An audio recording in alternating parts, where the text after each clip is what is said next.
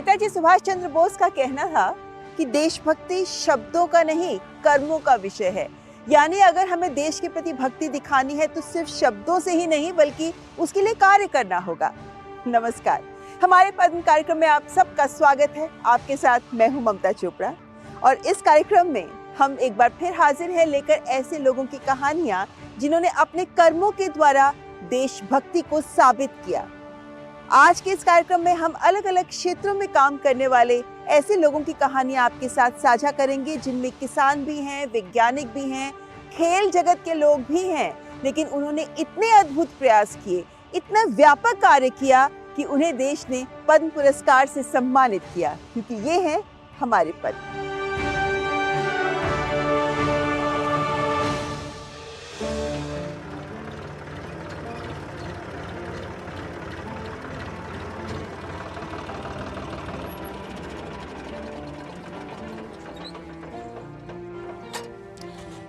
Tractor चलाकर हमारे कितने ही किसान हैं जो खेती करते हैं, लेकिन आप जानते हैं कि हमारे देश में 85% किसान छोटी जोत के किसान हैं, जिनके पास ट्रैक्टर नहीं होते, लेकिन वो सर्दी, गर्मी, आंधी, बारिश हर मौसम में प्रयास करते हैं कि हम सब के लिए अन्न उगा सकें। इन छोटी जोत के किसानों के लिए ही बहुत ज़रूरी है कि इनको स्थायी आय ये अर्जित कर सके, और इस चुनौती को लेकर पिछले 30 सालों से काम कर रहे हैं सहारनपुर के प्रगतिशील किसान सेठ पाल।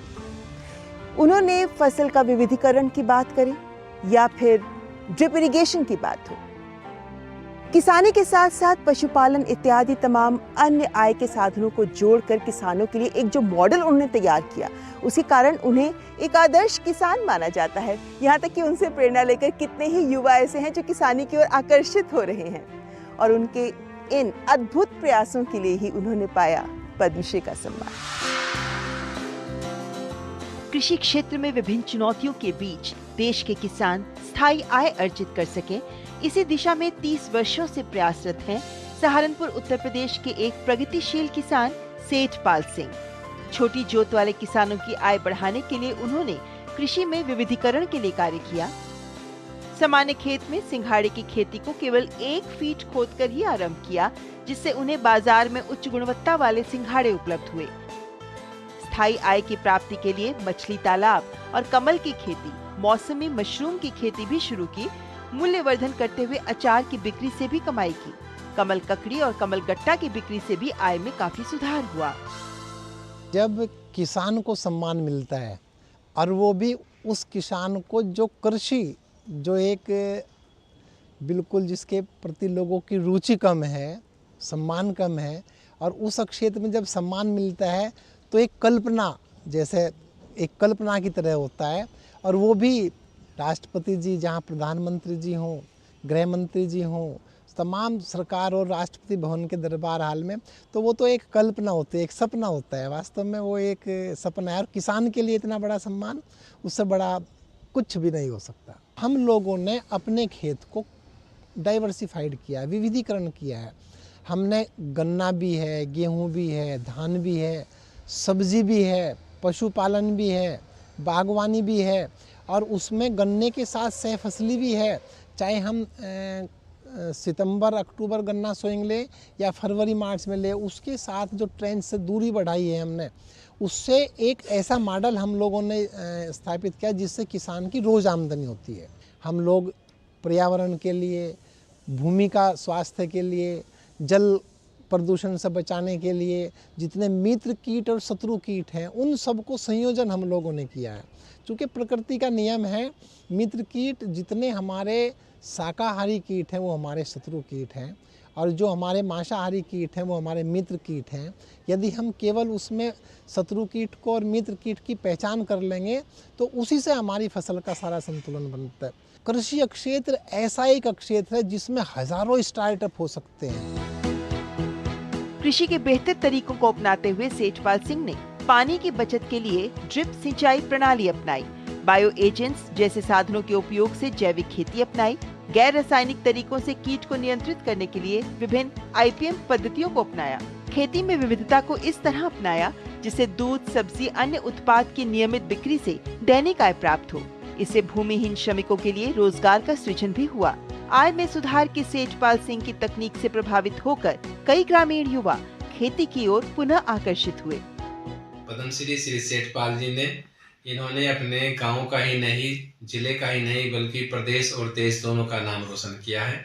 और इन्होंने सहफसली खेती के अंदर इतनी महारत हासिल की है कि यदि किसान भाई इनसे कुछ सीखते हैं तो अच्छी एक इनकम कर सकते हैं। जो हमारे माननीय प्रधानमंत्री जी का सपना है कि डबल इनकम किसान की हो, उसी के पदचिन्हों पर चलते हुए हमारे किसान भाई एक अच्छी इनकम प्राप्त कर सकते हैं। किसानों के आदर्श बने सेठपाल सिंह विभिन्न सरकारी संस्थाओं से जुड़े हैं।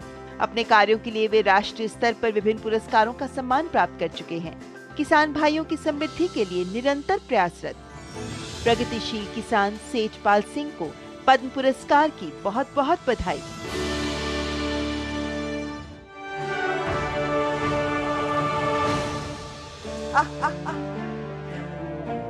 इस गौशाला में हम पहुंचे, यहाँ सारी देसी नस्ल की गायें हैं। और आप जानते हैं जो हमारी देसी नस्लें होती हैं उनकी बहुत विशेषता भी होती है। जैसे केरल के वेचूर की गायें। वेचूर एक गांव है केरल का, लेकिन इस गांव की जो वेचूर गाय है, नाम ही वेचूर इस गांव पे पड़ा है, ये वेचूर गायें दुनिया की सबसे छोटी गाय मानी जाती है। Guinness book of world record इसे प्रूव भी करता है। मात्र 2 फीट 10 इंच की ऊंचाई होती है, 4 फीट की लंबाई होती है इनकी। लेकिन इनकी खासियत ये है कि ये देसी नस्ल की जो गायें हैं, ये गायें बहुत कम खाती हैं, लेकिन दूध बहुत ज्यादा देती हैं। लेकिन ये देसी नस्लें हमारी विलुप्ति की कगार पर पहुंच चुकी थी जब केरल की ही प्रोफेसर सोसम्मा आइप ने बीड़ा उठाया। बहुत संघर्ष किया, बहुत लोगों से लड़ना पड़ा उन्हें, लेकिन वे वेचूर गायों को संरक्षित करने में सफल भी रहे।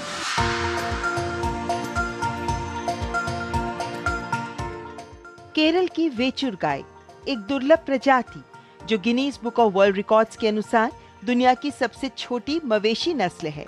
लगभग 2 फीट 10 इंच की ऊंचाई और लगभग 4 फीट 1 इंच की औसत लंबाई, जो कम भोजन में बड़ी मात्रा में दूध देती हैं और जिन्हें प्रोफेसर शोशाम्मा आइप के प्रयासों से ही विलुप्त होने से बचाया गया है। प्रोफेसर शोशाम्मा आइप एक गैर सरकारी संगठन वेचूर कंजर्वेशन ट्रस्ट के निदेशक हैं, जो केरल की स्वदेशी वेचूर और कासरगोड गायों के संरक्षण की दिशा में काम करता है। हालांकि इसके पीछे विरोध और धमकियों के खिलाफ अथक संघर्ष की गाथा भी है, लेकिन उन्होंने हार नहीं मानी। उनका संरक्षण कार्य भारत में अपनी तरह का पहला था और उनके अथक प्रयासों के कारण ही संयुक्त राष्ट्र के खाद्य और कृषि संगठन FAO ने अपनी सूची में वेचूर गायों को शामिल किया। I had been in this conservation work for the last 34 years. मैं पिछले 34 वर्षों से वेचूर गायों के लिए संरक्षण का कार्य कर रही हूँ और इन 34 वर्षों में मेरे कुछ अच्छे और बुरे अनुभव भी रहे हैं। जब मैंने इस काम की शुरुआत की थी तो मुझे बहुत सारी कठिनाइयों का सामना भी करना पड़ा था। कुछ साल पहले ये वेचूर गाय लगभग विलुप्त हो गई थी। ये गायों की एकमात्र ऐसी प्रजाति है जो कम भोजन में भी ज्यादा दूध देती है और ये आकार में भी बाकी गायों से छोटी होती है। राज्य सरकार की मदद से हमने वेचूर गायों की क्रॉस ब्रीडिंग कर इनका संरक्षण किया और आज इनकी संख्या देख मुझे काफी खुशी होती है। मैंने कभी सोचा नहीं था कि मुझे इस तरह का पुरस्कार मिलेगा। मेरे काम को पहचानने और मुझे पुरस्कार देने के लिए मैं भारत सरकार की बहुत आभारी हूँ। प्रोफेसर आइप ने वेचूर गायों को किसानों के लिए उपलब्ध कराना और जैविक खेती के माध्यम से कृषि को पशुपालन के साथ एकीकृत करने जैसे कार्यों को जमीनी स्तर पर आगे बढ़ाया। पशु प्रजनन और अनुवांशिकी में उन्नत अध्ययन केंद्र की निदेशक, प्रोफेसर और प्रमुख के पद से सेवानिवृत्त प्रोफेसर आइप ने अपने कार्यकाल के दौरान ICAR में अनुसंधान कर वेचूर दूध के औषधीय उपयोग तथा अन्य गुणों पर भी अहम जानकारी अर्जित की। मुझे यह कहते हुए बहुत गर्व हो रहा है कि मैं प्रोफेसर शोशाम्मा आइप का छात्र हूँ। उन्होंने हमेशा हमें चुनौतियों और आलोचनाओं का सामना करने के लिए प्रेरित किया है। वो हमारे लिए एक रोल मॉडल हैं। मैं वर्ष 1993 से वेचूर मवेशियों के संरक्षण कार्य में शोशाम्मा मैडम के साथ जुड़ा हुआ हूँ।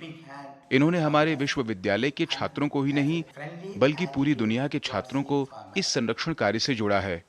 मैं पुनः कहता हूं कि मुझे ये कहते हुए गर्व है कि मैं पद्मश्री डॉक्टर शोशाम्मा आइप का छात्र हूं। I am very proud to say that I am a student of Padmasri Dr. Shoshamma Aiyap. Vechur संरक्षण परियोजना को पूरे भारत में एक मॉडल माना जाता है।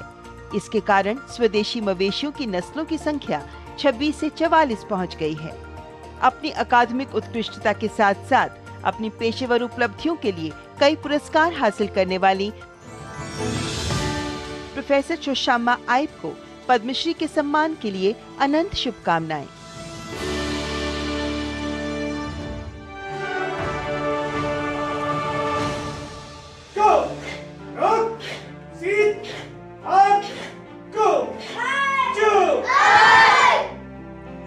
ये एक मार्शल आर्ट्स की क्लास है और हमारे पद्म की टीम जब मार्शल आर्ट्स की क्लासेस के बारे में हमने जानना शुरू किया कि दिल्ली और इसके आसपास के क्षेत्रों में ऐसी क्लासेस होती हैं, तो हमें एक ये क्लास मिली। हमने देखा कि बहुत सारे गली मोहल्लों में इस तरह की क्लासेस होती हैं और छोटे से लेकर बड़े तक इन क्लासेस से जुड़ भी रहे हैं। एक बात बताओ, आप ये मार्शल आर्ट्स क्यों करते हो? मुझे अच्छा लगता है। अच्छा लगता है। और आप? अच्छा लगता है। और ये बात छोटे से लेकर बड़े तक सभी का कहना है कि हमें ये बहुत अच्छा लगता है और इसी भावना को समझा कश्मीर के बांडीपुरा के फैसल अली डार ने। पिता मैकेनिक थे, टीवी मैकेनिक। टीवी के प्रोग्राम्स देखने का बहुत शौक था, इन सब बच्चों की ही तरह। लेकिन इन प्रोग्राम्स को देखते देखते खेल के प्रोग्राम्स को लेकर उनकी इतनी रुचि थी कि उन्होंने मन बना लिया कि मैं मार्शल आर्ट्स करूंगा। उन्होंने मार्शल आर्ट्स किए, वुशु से शुरू किया, उसके बाद किक बॉक्सिंग तक पहुंचे और एशियन मेडल भी ले आए। और फिर सोचा कि मैं ही क्यों घाटी के तमाम युवाओं तक पहुंचाता हूं इस मार्शल आर्ट्स की भावना को, इस जुनून को, इस जज्बे को। तब से जो उन्होंने ठाना तो कश्मीर के हर जिले में उन्होंने मार्शल आर्ट्स की क्लासेस और क्लब्स शुरू कर दिए। और जिस तरीके से उन्होंने घाटी में एक खेल का माहौल तैयार किया, जिस तरीके से उन्होंने न केवल अपने आप को बल्कि अन्य युवाओं को भी इसके साथ जोड़ा और इसके माध्यम से नशा मुक्ति की बात करें, सेल्फ डिफेंस में विमेन में बात करें या तमाम ऐसे सामाजिक मुद्दों की बात करें जिससे उन्होंने आपको जोड़ा, उनके इन तमाम प्रयासों के कारण उन्होंने हासिल किया पद्मश्री का सम्मान।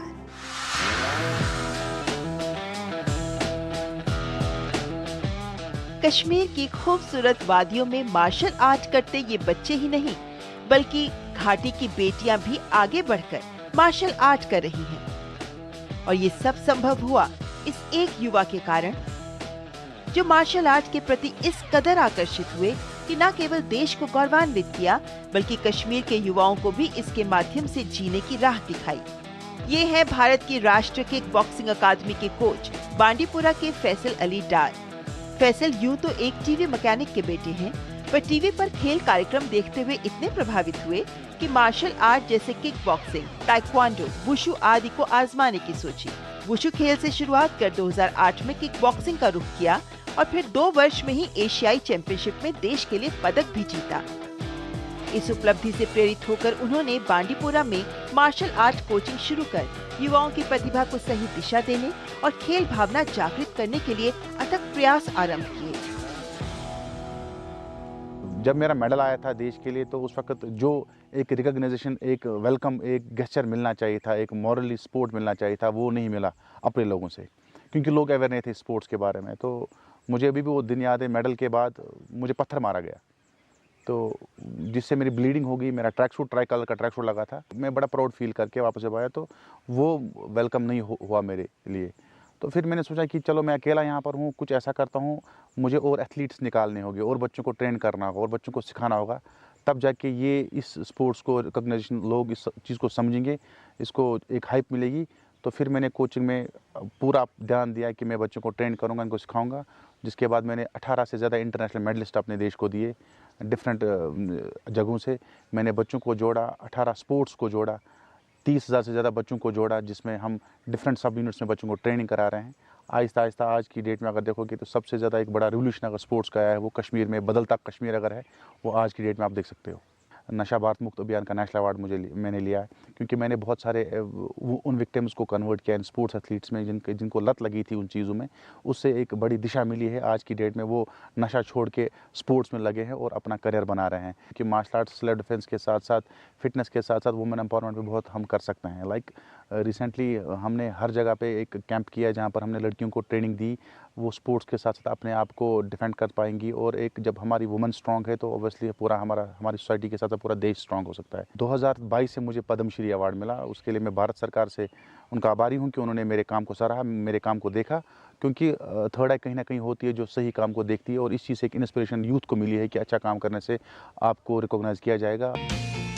फैसल अली ने 2003 में बांडीपुरा में अली स्पोर्ट्स अकादमी की स्थापना की, जब 450 बच्चों ने इसमें नामांकन कराया, जिससे उन्हें अन्य जिलों में और अधिक क्लब खोलने की प्रेरणा मिली। उन्होंने 50 रुपए प्रति वर्ष के मामूली शुल्क के साथ अन्य जिलों में भी क्लब खोले। राष्ट्रीय किक बॉक्सिंग कोच के तौर पर मार्शल आर्ट्स प्रशिक्षण के साथ साथ महिला आत्मरक्षा प्रशिक्षण शिविर जैसे सामाजिक परियोजनाओं में भी वे सक्रिय हैं। अली डार साहब को बहुत पहले से जानते हैं। उन्होंने अपना लोहा मनवाया खेल कूद के मैदान में। उन्होंने हमारे इलाके यानी डिस्ट्रिक्ट बांडीपुरा में स्पोर्ट्स का कल्चर खड़ा किया। उसके बाद ये आगे आगे बढ़ता गया। उनके जीवन का सफ़र बहुत कामयाबी से आगे बढ़ता गया। लोग उनसे बहुत कुछ सीख के गए और आज भी सीखते हैं। उन्होंने अपने आप को डेडिकेट किया है यहाँ के यूथ के लिए, जिसके लिए हम सब उनके बहुत ही आभारी हैं। मैं चाहता हूँ कि जिस तरह से वो अपने जीवन में खेल कूद के साथ साथ समाज में पनप रही दूसरी बिदात को बाहर निकालने के लिए कमर बस्ता है और यहाँ के यूथ को अपने साथ लेके चल रहे हैं।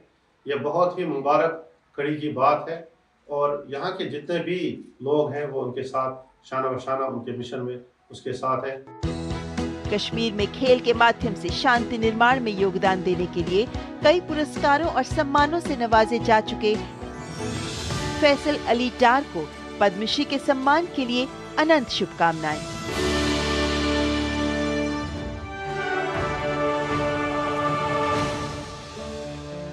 इस लाइब्रेरी में इतनी तरह तरह की भाषाओं की पुस्तकें हैं और अगर हम भाषाओं की बात करें तो ज़रा सोचिए कि आपकी अपनी मदर टंग मातृभाषा है कोई, लेकिन उस मातृभाषा में आपके पास पढ़ने के लिए कोई किताब ही ना हो, अधूरा सा लगता है ना?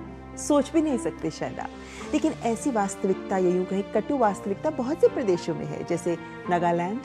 और नागालैंड के टी सेनका राव जो शिक्षक भी हैं, पत्रकार भी हैं, लेखक भी हैं, उन्होंने एक बीड़ा उठाया और उन्होंने नागालैंड की एओ भाषा को संरक्षित करने का प्रयास किया। और इसमें 1, 2, 3 नहीं बल्कि 11 पुस्तकें वो इस भाषा में लिख चुके हैं, ताकि इस भाषा को, अपनी मातृभाषा को वे समृद्ध कर सके। यही नहीं बल्कि एक शांति दूत बनकर जब नागालैंड में सांप्रदायिक तनाव हुआ तो उन्होंने शांति और सौहार्द के लिए भी ज़मीन पर उतरकर काम किया, महत्वपूर्ण योगदान भी दिया। और उनके इन अनुपम प्रयासों के लिए ही देश ने उन्हें पद्मश्री का सम्मान देकर पुरस्कृत किया। नागालैंड के मोकोकचुंग जिले के रहने वाले टी सेनका आओ एक पत्रकार, शिक्षक, लेखक और सामाजिक कार्यकर्ता हैं, जिन्होंने अपने लेखन के माध्यम से नागालैंड की एओ भाषा को संरक्षित करने के लिए दशकों तक प्रयास किए।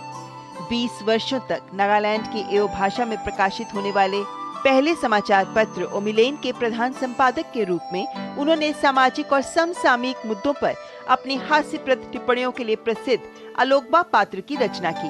विभिन्न प्रकाशनों के लिए अनेक लेख लिखे। एओ भाषा में 10-11 पुस्तकें भी लिख डाली। उनकी पुस्तकों को ICSI और ISC बोर्ड नई दिल्ली के एओ भाषा के पाठ्यक्रम में और Nagaland board of school education में भी शामिल किया गया है।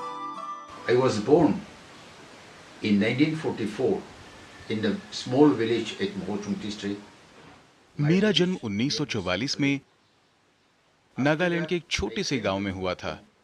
मेरे गांव का नाम मेकले है। कुछ समय बाद मैं मोकचोन शहर आया, जहां मेरे पिता एक सरकारी फर्म में माली के रूप में काम करते थे।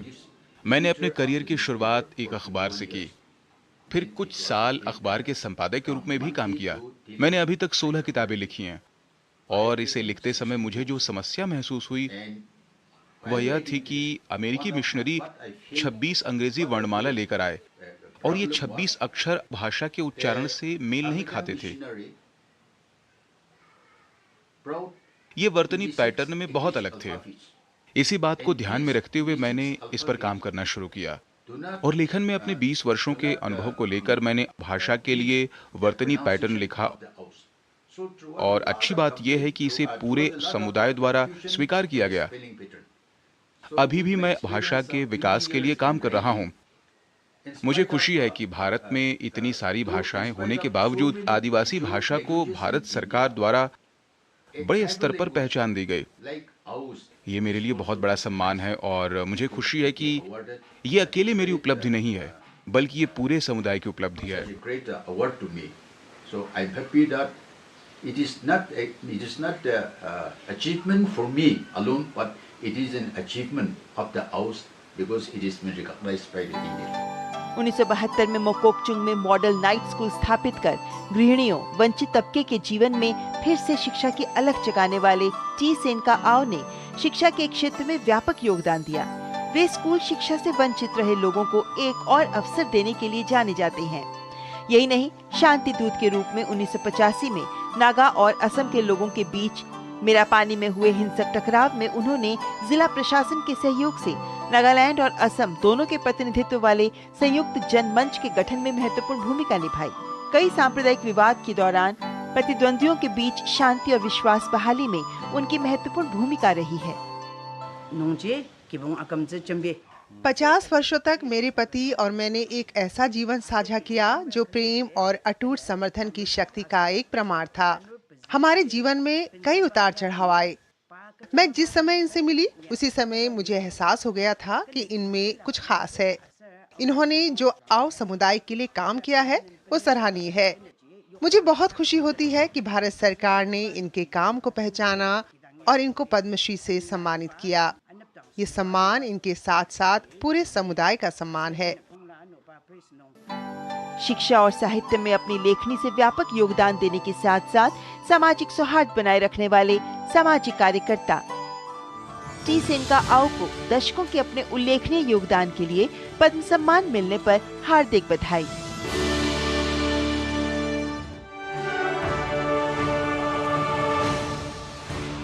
अपने लिए तो सभी जीते हैं, लेकिन हमारे पद में हम आप तक लेकर आते हैं ऐसी शख्सियतों की कहानियां जो अपने लिए ही नहीं बल्कि समाज और देश के लिए भी जीते हैं, जो अपने कार्यों से इस समाज को समृद्ध करते हैं, लोगों का जीवन बेहतर करते हैं और देश को भी गौरवान्वित करते हैं। और इसीलिए इन्हें हम और आप सब मिलकर करते हैं सलाम, क्योंकि ये है हमारे पद। अगले कार्यक्रम में एक बार फिर हाजिर होंगे लेकर ऐसे ही कुछ महान लोगों की कहानियां। फिलहाल हमारी पूरी टीम को दीजिए इजाजत। नमस्कार।